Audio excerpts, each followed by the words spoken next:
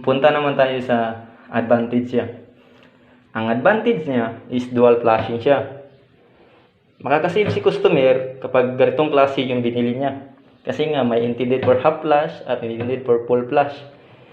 Yung half flash niya is intended for 1.19 gallons or 8.8 gallons per flash. Tapos yung full flash na is 3.0 liters per flash. Yung full flash niya. Isa yung advantage niya. Pangalawa namang advantage niya is soft close. Kita nyo naman, hindi siya pabagsak.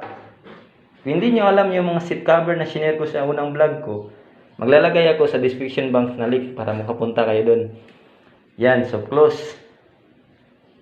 Isa yan sa advantage niya. Hindi na tapos gumamit si customer o may-ari.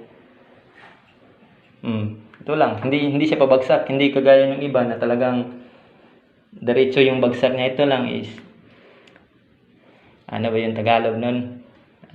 Basta yun, binanay lang.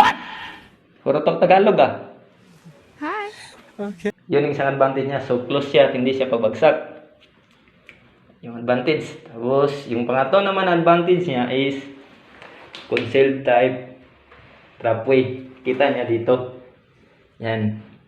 Yung concealed type trapway, wala ka makita dyan ng exposed type trapway, wala ka makita ng semi-concealed trapway. Kung hindi nyo alam yung mga trapway, maglalagay ako ng sa description box ko yung mga link ng kinds of trapway. Ito naman is makabagong panahon. Kumbaga, yung naglilinis nito, hindi na ma-hassle kasi nga concealed trapway na. Ito yung kagandahan dito. Ito yung talagang hindi ka na ma-hassle sa paglilinis kasi concealed type trapway na. Yan. Yan ang isang advantage niya sa ganitong klase na type na two-piece water closet.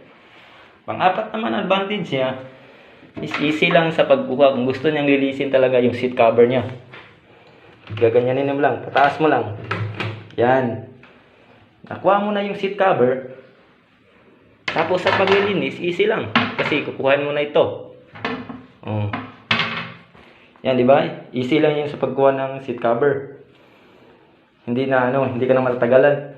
Tapos ang panglimang advantage niya is meron na siyang ito. Alam niyo ba to?